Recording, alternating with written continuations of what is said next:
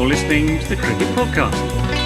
Hello, everyone, and welcome to the Cricket Podcast. I'm Max Brown, and we have, I think, two parts. We'll split this into two parts for you today. First, we're off to South Africa. We're going back to where Ross has come back from, and then we'll be zooming around the cricket news. A few bits to update on. We've got some women's IPL, India in action as well. Should be good, but obviously, first things first, the big news is that Mumbai Indians, Cape Town's biggest fan, is here with us. He's back from his jaunt off to South Africa to tell us all about it, which he will do later on. But firstly, Ross, welcome back. How are you?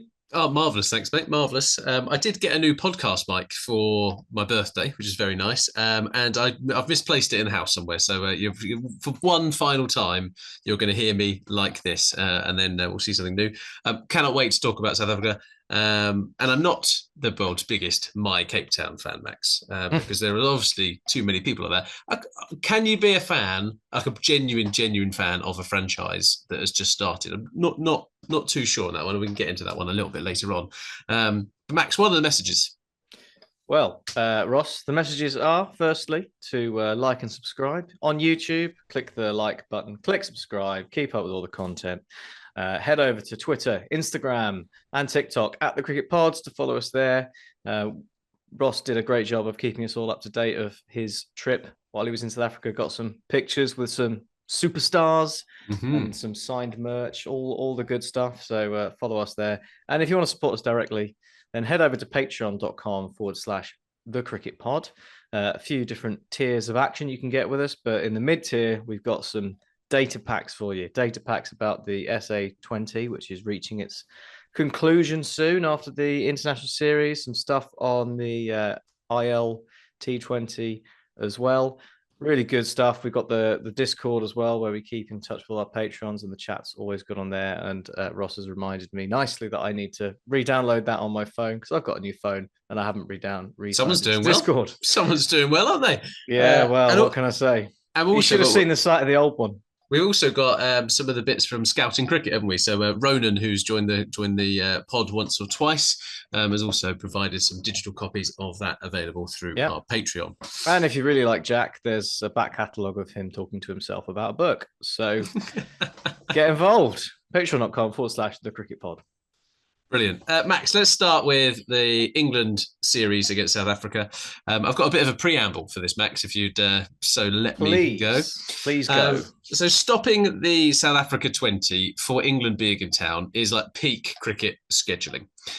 You'd think it'd be a good ploy to get people into the grounds for the ODIs, following the popularity of the new competition. But Cricket South Africa is going to cricket South Africa. And in their infinite wisdom, they have quadrupled the prices for entry by the looks of things, which is a little bit strange. My view would be that we want to announce that Cricket South Africa is back, baby. Like South Africa cricket is back on the map. We mean something in this world. We are not on our steep downward decline. We have been rescued by the wisdom of T20 franchise cricket. You'd think that a rocking house, wouldn't you, right? They are full packed to the rafters, Kimberley and Bloemfontein would be what they want. So you can see it and live it through the television. But they've not done that, Max. You surprised at that? Is surprised the right word? It's disappointing, isn't it? After they seemingly got so much right with the T20 stuff, to then immediately turn your back on it, it's a bit disappointing. But let's be honest, you come to just expect all sorts of nonsense, don't you, with South African cricket these days? They've got all sorts of things going on, so it's a shame. But let's hope people still go anyway. There might be a reason for it, right? It might cost way more to actually host an ODI between England and South Africa. But my view would be that if you've got people in the whole day, then they're buying beers, they're buying food, they're buying merchandise, etc., and they feel that they're part of the whole thing, right? I think let's see what the turnout is, but I think a slight missed opportunity for that one. Maybe it's nothing new, though, is it? Let's be honest, it's nothing new. Ramping up prices for international cricket, and it's England. England always get people out. So yeah, we are the best ODI team in the world. So we might as well put that in right now. Well, let's talk about England, Max, and let's start with them first. So the England squad: Joss Butler is captain. You've got Moeen Ali, the return of Jofra Archer, Harry Brooks in there, Sam Curran, Ben Duckett, Dawid Malan, Adil Rashid, Jason Roy, Phil Salt, Ollie Stone, Reece Topley, David Willey, and Chris the Wizard Wokes. It's a strong side. It's not the A plus team. It's kind of the A minus team or B plus team, I suppose. It's got quite most of the starting people in there. Obviously, there's a couple of injuries to Liam Livingston and Johnny Bairstow. Max, I was there for the return of Jofra Archer.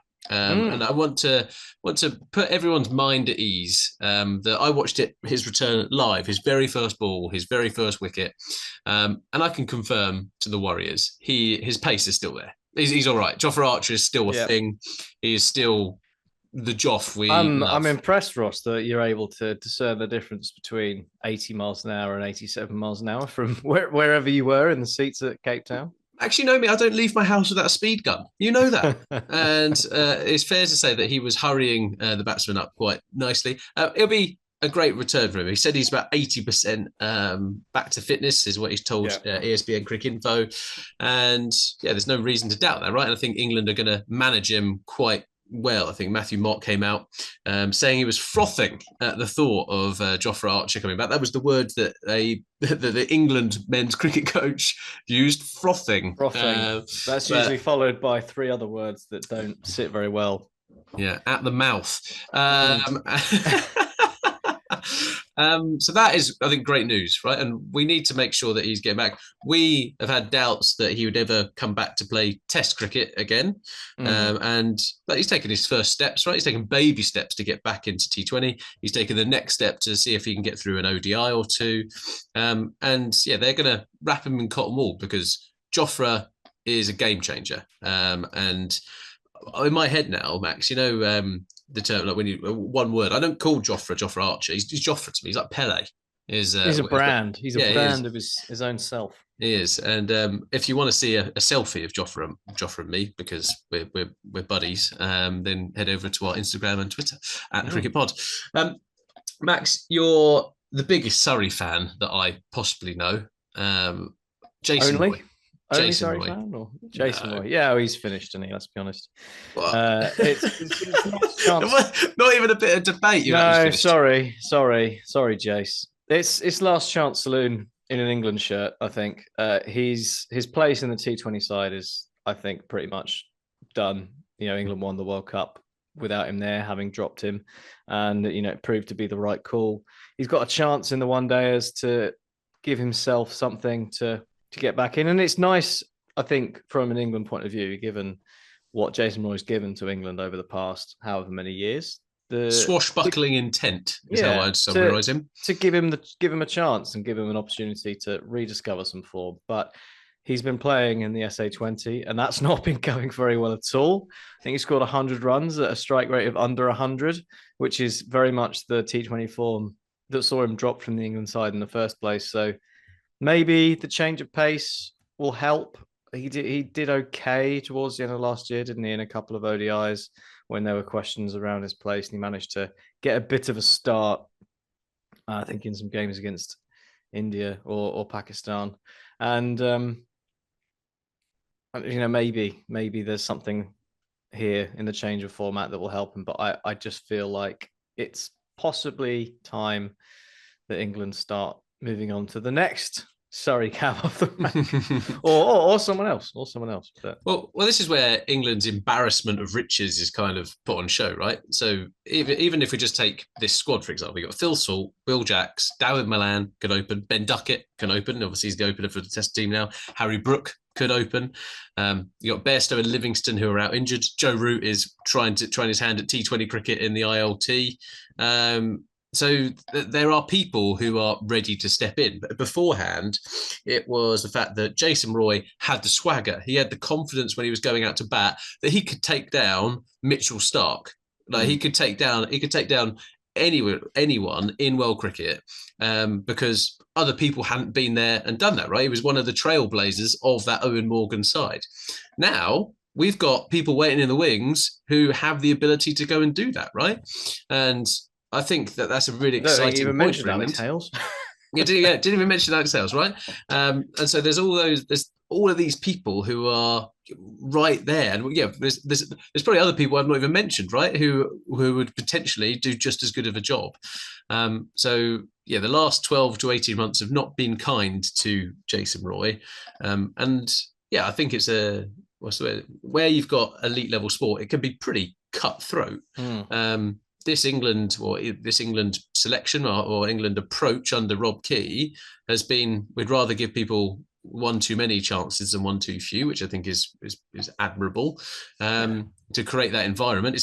It's kind of worked for Zach Crawley, kind of, in the test team, but we'll see. So Max, in your view, Jason Roy is finished. This would be a nice swan song. Well, the thing is, if he does well, then he won't be finished, will he? I guess that's the point. But I just don't see it somehow, and I think there's too much pressure around from other guys who've got now some pedigree and a body of work to show that they can do the job. But it's a shame because it's been such a dramatic change in fortunes for him as well. What do you think's gone wrong for poor old Jason? Like, he can't seem to buy a run. I don't. Yeah. But what's changed? Like, you can't say surely it's not a technical flaw. I think just sometimes the game moves on, right? And even when the players who are there, I think sometimes you just find that the matchup situations that you've got and the team is becoming a little bit more cleverer around how they bowl to him, where they bowl to him. And when you've been on the scene, you either can adapt your game to it or you kind of stick to what you've done, right? Let's take Kuldeep Yadav as a really good example of this. Came in, was amazing, was just like, this guy really has something about him. And then everyone figured out, actually, if you play him off the back foot, you can really take him down because he bowls too slow. Now he's come back for this second wind of his career, right? The renaissance. Bowling a little bit quicker, a little bit flatter, but still just as dangerous, still the same player, but has seen that the game was adapting to him and he's had to adapt back to something a little bit different. And perhaps from a batsman's perspective, Jason Roy maybe just hasn't done that, which is, I think, really difficult to do anyway. I don't think it's a detriment to Jason Roy. He was playing at the elite level in the elite team of the time, in the most difficult place to bat, as they say, right? And I just think, maybe all good things come to an end. And that's what ends up happening. I hope he does well. I've also got a selfie with Jason Roy if people want to see that. But that could be another. Did he look really grumpy like he always does? No, that was about 10 years ago in a bar called JJ Whispers in Reigate. So I think was he absolutely hammered? No, I don't think he was. It's an interesting one, Max. Yep. England's balance to the team. And I thought he plays for Zimbabwe now. Well, hey, puns are here all the time. I think we've spoken about this a little bit before, but Owen Morgan and Ben Stokes, both retiring from the ODI team, were two of the three batsmen in that middle order, along with Joe Root, who typically score a strike rate of a run a ball, right? And throughout the whole thing, they're really, really difficult to tie down in ODI cricket. And then all of a sudden you blink, they're on 80. And then all of a sudden they've got 10 overs to go and they can accelerate and they cause real damage, right? And more Owen Morgan and Ben Stokes rather than Joe Root, but Joe Root still is one of the best ODI players we've got. They've not really found a replacement. They tried Liam Livingstone kind of in that role, and they tried fireworks, didn't they, really? And going, do you know what? We're going to take our T20 approach and we're going to go and do that here. And whilst it's worked to an extent, they've always had the ballast of Morgan and Stokes in the middle. Big opportunity for Ben Duckett in this space. Definitely, yeah. Middle overs, spin. Ben Duckett is sort of what you... Left-hander as well, yeah. I think he's what you're looking at there to try and keep things ticking, because that's where things get tied down, isn't it, in the middle overs? Generally, that's the playbook for ODI cricket at the moment. The spinners come on and try and tie things up a bit. You've got your middle overs and forces and that kind of thing. And I think Ben Duckett is the kind of person who can upset that just because of his range of shots against spin, in particular the sweeps either side of the wicket. and varying degrees of fineness of said sweeps, paddle sweeps, slog sweeps, the lot. He's got every sweep in the cupboard. So Ben Duckett, I think, will be quite important for England in that middle order, which is an interesting thing to find yourself saying when you think about all the names that tend to come in that list, and you think about all the firepower and all the excitement. But I think that linchpin is something that is really important in an ODI game. Less so, obviously, in T20 because it's not as long, and you've got maybe room for one anchor. But I think that those middle overs where it's important to just keep it ticking, I think England maybe suffered from a little bit. Particularly, I think Liam Livingstone batting at like 5 or 6 hasn't really worked. Yeah, I think he gets tied down too easily. Yeah, it's the concept, right, of good rotation, and it's around batting in partnerships. It's all the kind of classic things you heard as a kid, right? When it comes to this position, it's to say being there, you can't hit runs, back in the hutch, boy, kind of that kind of stuff. But being able for people to bat around these types of players, and actually they are still causing damage to the opposition, but they are also giving people the foundation to go, right, got Liam Livingstone, you can go and do this. Moeen Ali, you can go and do this. Will Jacks in that regard, right? Sam Curran. We've got these explosive players, but we also need to ensure we've got those insurance policies around in the ODI team. Yeah, I think there's also quite a lot on the shoulders of Harry Brook as well. I think he's probably in there to, I think, do everything. I think I guess perhaps in the mold of sort of Owen Morgan, he could just flick that switch instantly. And I think Harry Brook, I feel like England see him as a kind of player to do the same sort of thing. He was brilliant against Pakistan. Right? He was brilliant. I mean, that's perhaps a slightly different story on the world's deadest wicket against a sea level Pakistan bowling attack, but he was scarily good, and if he can translate that, then it will be really good to see. It's time to see the next I suppose the next set of England middle order, isn't it? It's the next the changing of the guard, so to speak. Yeah. And I think this will be Harry Brook's ODI debut as well in that space. So we assume that he will play. And they will be slightly different. Like we've seen in the South Africa 20, some of the pitches have been a bit low and slow, a bit too paced. They've kind of turned as well. So it's going to be a bit of a different challenge to the marble that they were playing on. But I think this is a good side. There's been plenty of the players actually playing in the South Africa 20. So I think 8 of them have been playing, or 7 of them have been playing in that side. Ollie Stone has done pretty well for my Cape Town. Reece Topley's done okay. Adil Rashid playing for the league leaders at this point in time.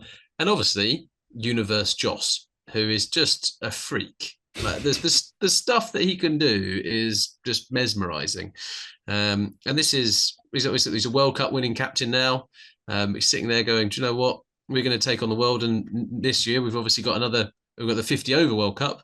There's no chance England are saying, oh, we'll get to the semi-finals. Like this is the retention piece, and then obviously Chris Wokes, the wizard, who I think is playing in the IL20.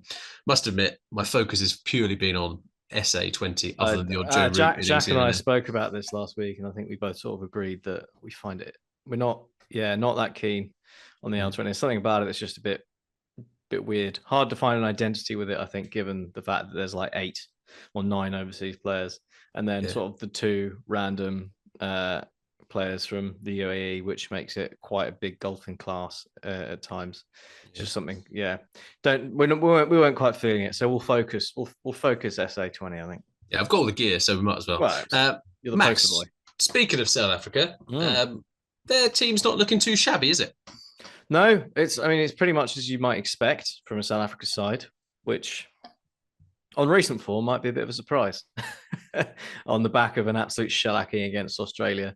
But it's a solid lineup. So I mean, we've got Temba Bavuma as captain, Quinton de Kock, Heinrich Klaassen, who's right up there in the run scorers in the SA20, Van der Dusen, Maharaj, Reza Hendricks, Marco Janssen, Magala, Yanama Milan, Aidan Markram, David Miller, Lungi Ngidi, Alric Nokia, Wayne Parnell, Kahiso Rabada, and Tabrez Shamsi. So they've got a squad of 16, slightly bigger than ours. But they're all names that basically you would expect to be in the side. I think the two interesting points are probably Magala coming back in. He was one of the few in that recent article about some of those players who've been feel they've been unfairly treated by some of the slightly arbitrary fitness tests. But just because I like eating cake doesn't mean I can't play good level cricket. But he's now met the fitness test of running 2K in 8 minutes 30 for South Africa. And he's in the squad. It's probably unlikely that he'll actually play because he'll be behind the lineup of Janssen, Rabada, Ngidi, Nortje, and Parnell. But it's nice that he's in there, and I think he's been pretty good in the 2020 tournament. He's got 9 wickets. He's bowled quite nicely. And then the other thing, I guess, is the omission of some of the younger kids. So Dewalt Brevis doesn't make it. I think they're saving him for T20s later in the year before they get him into the other formats, which makes sense because he's only 19. And Tristan Stubbs, who I think had a slightly better start to his nascent career, but still, I think, focused on the T20s. So very much what you would expect. The other thing is Bavuma. So Bavuma's back in the side. Not picked by a SA20 franchise. No, the only player in the squad not playing in the SA20, actually, Temba Bavuma, which is... He's got a sting, that, isn't it? He's got a sting. Probably quite painful, but maybe he's enjoying the rest after the aforementioned series in Australia. But, I mean, it's a bit ridiculously, he's coming into this with like some pressure on him after not being able to convert his scores in the test team despite being comfortably their best batter. There's talks about leadership roles coming up in the white and red ball space with the new SA coaching setup.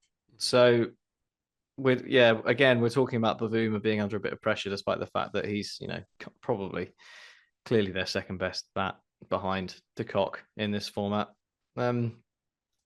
So all eyes on him again, I think. But interestingly, he's only played 20 ODIs, Bavuma. Yeah, well, again, I think the makeup of the side, you get a bit more flexibility, don't you, in this format? And it's also interesting that they've not really tried anyone new from the new tournament, right? No. You might think, oh, do you know what? We're 7-8 games into this now. Maybe it's worth maybe it's worth taking a risk on one of the kind of high performers. And again, there's been some decent people, I think, who could have had a good opportunity, but they've stuck with stuck with the status quo, I suppose, which it's a little bit again a missed opportunity. I think most of the high performers are sort of the guys that are in the squad, aren't they? It'd be difficult to leave anyone out on the basis of that. I think Bjorn Fortwain is one of the top wicket takers, and he's done really well. But who's gonna, how are you gonna pick him ahead of Keshav Maharaj, who's the vice captain? Their bowling lineup is pretty scary, right? I know Marky Jansen's not had the most explosive start to his white ball career, but we've seen how good he can be. And I think he's been named the ICC's emerging talent of 2022. Yeah, and Wisdom can't spell his name. Obviously, you also have Nortje, who is just a rocket machine. Rabada is brilliant. Ngidi also Ngidi is maturing with time as well, which I like. He's adding more to his repertoire. I've said it before and I'll say it again, a canny operator. And Wayne Parnell, he's leading one of the franchises. Or possibly the biggest beneficiary of Brexit going, Wayne Parnell. Well, we're certainly not seeing any fucking benefit, are we? And then it was interesting you mentioned Maharaj there, because it's again a challenging one, because you wouldn't say he's in the echelons of elite spinners when it comes to world cricket, but actually he's a left armer. England struggle typically against left armers. He knows his way around a wicket, if we were to use old terminology. And then they also have Tabraiz Shamsi, who is again a very much a real threat, who they used relatively sparingly, if at all, in the World Cup, which was a bit of a surprise. But that kind of wrist spin, finger spin combination could be quite important, actually, depending on how some of these pitches play. I think Maharaj usually gets the nod just because he's got a bit more with the bat, and he's, I guess, Paul's rank, I suppose, with seniority as well, but both troublesome customers. So then there's been a few turny wickets, haven't there, in the SA20? So we could well see a situation where they they both play. But it's yeah, I mean, you don't. It's that lineup speaks for itself, doesn't it, in its ability? And England. I think England are gonna have their work cut out in this. Yeah, I think series. I think it's going to be really good. I think it's going to be a really competitive series. It's just a really solid side for South Africa. Like, maybe there's been a bit of balance issues in the Test side or the T20 side, but if you look at it in what you think might be their first 11 in a one dayers, it works pretty well. Like, Marco Jansen will probably bat 7, which you might have thought was a bit high in the past, but apparently he's now the world's best finisher. So that's. I mean, it looks good. I think it could be. It's a powerful middle order. Game. Killer Miller had a great 2022. He's batted really well as the captain for Pile Royals. Quinton de Kock loves hitting runs against England. Henrik Klaassen, he's okay. Rassie van der Dussen, really good ODI player. Reza Hendricks has hit some runs as well in the past. And if they give an opportunity to Janneman Malan. Yeah. Again, he's looked okay, but I think it'll be it should be a good battle. So time to pin colours to the mast, I think. Ross, where are you seeing this one going? Where predictions? Well, I've been in South Africa for the last couple of weeks, so I'm going to have to. I'm going to have to pick. I've no choice, right? To pick England are going to win this. I just think I think it'll be 2-1. I think that just home conditions for South Africa benefit them. England are obviously giving a couple of chances to Jason Roy, but they've got good people coming in, and their bowling lineup is perfectly capable. So yeah, I think 2-1 to England. Right. Well, I'll go the reverse. I'm going to go 2-1 South Africa. I think 1-1 after the first 2 games at Bloemfontein, and then interesting. I had a little look at the stats for Kimberley, the Diamond Oval. Yeah, I don't know how that works.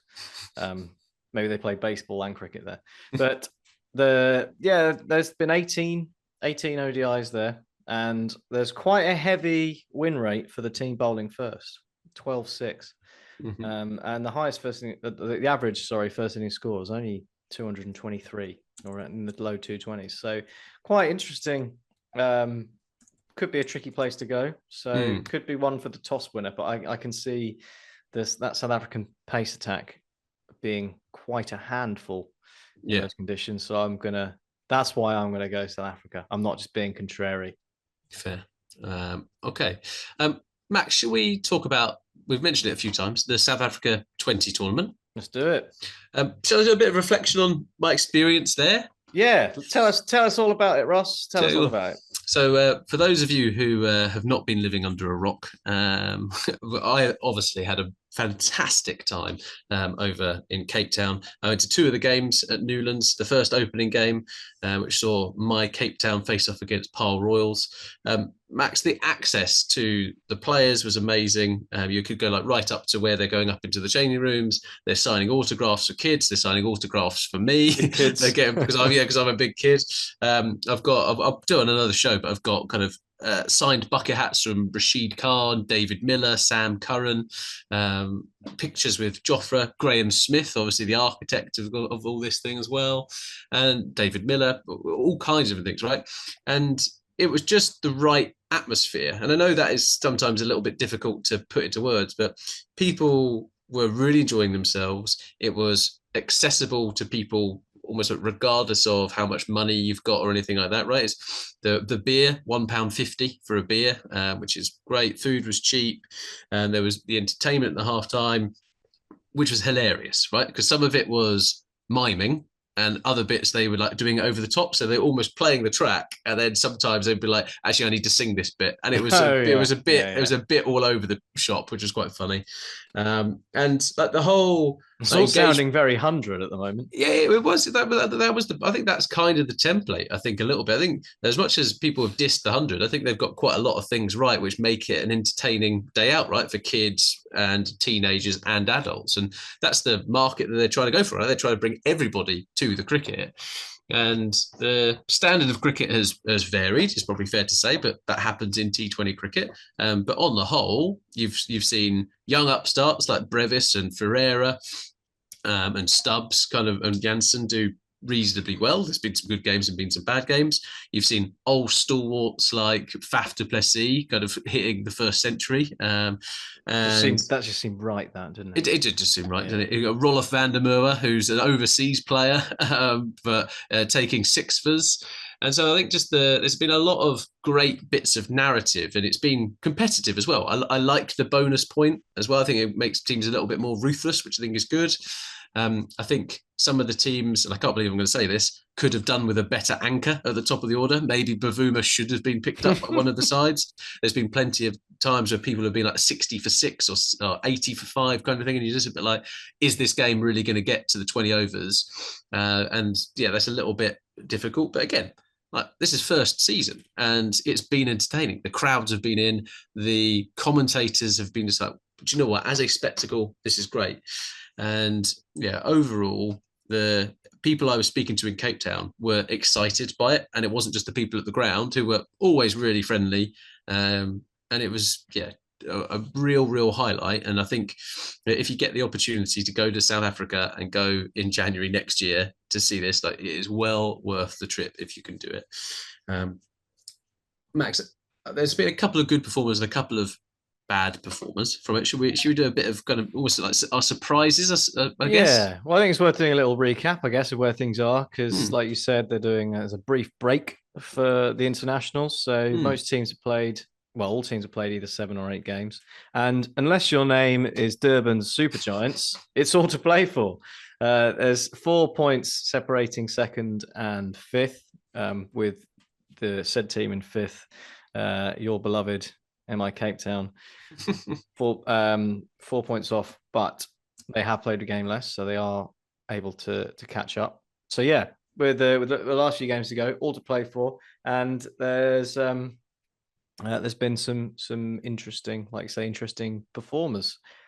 The most disappointing from my point of view is Sunrisers Eastern Cape not being terrible, because that's what we said would happen.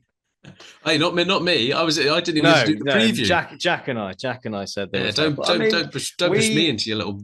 What we didn't account for, I suppose, Ross, was the unplayable spin duo of Rolf van der Merwe and Aiden Markram. I think they've got 22 wickets between them.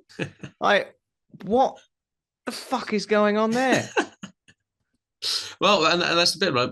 Beware of Aiden Markram, where lots of people were big stands of his from South Africa. So maybe he's finally living up to that potential.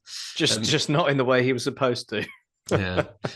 It's been a good tournament for some England players. Will Jacks has certainly announced himself on the scene. He's scored, is it 250-osh, 201 strike rate? 270 at 201. That's phenomenal. Mental. That is phenomenal, right? But people it's quite interesting. If you think back to the IPL auction, people just like, we picked up Will Jacks with some of the RCB fans. We thought at the time, great pickup. Yeah. Like, really, like, if you compare that to Glenn Maxwell's figures, like that's not bad, right? And Faf du Plessis hitting some runs. They've obviously got Finn Allen in the way in the lineup as well. So RCB fans who are listening, like Will Jacks, lovely pickup. And he can bowl. He's got a couple of handy wickets as well, including England captain Joss Butler, which he definitely would have enjoyed. As was mentioned, Hamrit Klaasen in the South Africans are doing reasonably well as well. And yeah, I think overall, Max, there's just been, it's been decent to see some of the players you probably wouldn't have seen before. So people like Gerald Coetzee, who has the most ridiculous headband and celebration when he gets a wicket. Aaron Fangiso as well, the left arm spinner. Left arm chucker. His action has been reported, but yes, for the second time. Yeah, he was cited in 2016 apparently, but he was cleared because he fixed his action. But apparently, old habits die hard. But you're getting to see these people actually play, and they're becoming more and more famous, right? And I'd never heard of Aaron Fangiso, and he's 39. He's been around for yonks. Yeah, he's up and coming, is what they say. But there are people in there who really are getting given a good opportunity. If you look at people like Ethan Bosch, the kind of medium pacer, but he'll probably say he's fast paced, but he's a medium pacer. And I think it's just a really good thing to put it back on the map, as no one gave a shit about cricket in South Africa from a T20 perspective, did they? For yeah, forever, really. But you've still got superstars in there and also stalwarts of some of the franchise circuit. I mean, look at Dwayne Pretorius, for example. He's been around forever. Quinton de Kock's been around forever. So, yeah, it's been really, really good. I think it's nice to see how many of the South Africans are up in near the top of the rankings as well. It's not just like 1 to 5 all overseas stars. You've got, like you said, Faf and Heinrich Klaas and Aidan Markram and John Smuts are all in the. So good they named him twice. Yeah, all in the top. De Bruyne, Brevis, Miller, and de Kock then round out like the rest of the top 10. I mean, that's really good to see. And similar with the wicket takers, you've got top guys up there, and as I said earlier, Marco Jansen, now the world's best finisher. It's like averaging 50 at a strike rate of 156 or something. Yeah. Didn't see that coming, but really nice to see the guys that we expected and know are quite good proving it on the world stage in front of the cameras. It's good. Well, overall, brilliant tournament, and it will resume once the ODI series finishes against England. So, you got a pick for the winner? Maybe we'll do that closer to the thing once we see what happens in the ODI. Because unfortunately, the way in which it's split, there's actually quite a lot of players going home. So as you see with a lot of the franchise teams, they're going off to play international cricket. I think the West Indies are playing against Zimbabwe. Obviously, I think some of the England players are going and playing against New Zealand, is it? I can't remember off the top of my head. New Zealand.